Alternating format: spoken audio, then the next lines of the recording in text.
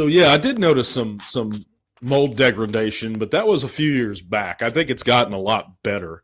When it comes to like say the when it came to like the classics series, specifically the prowl mode, and to a lesser degree the seeker mold. Like Starscream and Prowl were fine, but when you got to bots like I noticed personally when I got to bots like Blue Streak or Smokescreen, but and then when we got to and to a lesser degree in my experience when we got later on with the Seeker mold. But Starscream was generally fine. But when you got some of those later Seeker releases for that line, the wings got looser and looser, and the joints did. It wasn't really prevalent, too bad. But then you get into Combiner Wars, and you do start to notice the mold degradation a little bit more.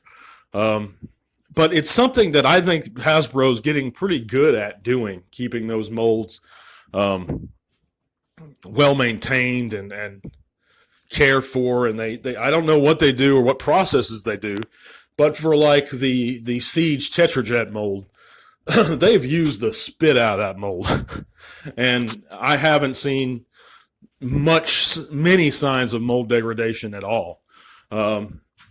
I wouldn't have minded if they kept using it. And I mean, I think the last bot they come out with was the Shattered Glass Starscream. That's probably the only version of that mold we don't have yet. I'm not a big Shattered Glass guy. It's just not for me. But the mold itself, I haven't noticed any degradation at all. And I think the problem is less these days. As far as GPS goes, I know in years past, and sometimes time is what the true indicator of these things are. With GPS or gold plastic syndrome, with bots like, and I've noted this in a previous video, the G2 Slingshot was terrible as far as GPS goes. That thing would break within a couple years. I had one years later, and it was bad. I mean, the aerial bots were not the most sturdy Autobots G1 toys to begin with. The pins involved, the thinner plastic on the wings, and it wasn't good. I mean, and Slingshot specifically had these little weedy little arms that it wasn't good. And then you mix in that gold plastic with it, and the thing just falls apart in your hand. And then you have some of the G1 Monstructor guys, or the Decepticon Pretender Monsters, or whatever they call them. And I don't know the name of the specific one. There was a couple of them that had some gold plastic. One of them was real prominent. I don't know if that was Bristleback or Slog. It was one of those two. I don't think it was Wildfly. And I had those guys too, and I sold them probably 20 years ago, but they were real brittle too. Mine didn't break, but I think it had some stress marks on it, and that's something to watch out for. And it concerns me because you look at the figures like the new Gen Selects Black Zarek, and it has a lot of gold parts on it. So I wonder if that's going to be an issue, because the only examples I can think of in today's time where you have gold plastic is newer bots, and you can't really tell until a decade or two has passed whether or not this is going to be a problem. So that's the thing about GPS.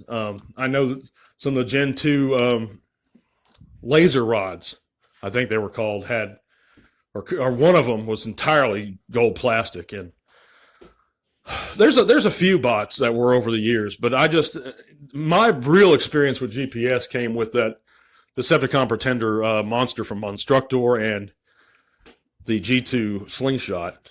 But it concerns me whenever they do make a figure with gold plastic prominently used.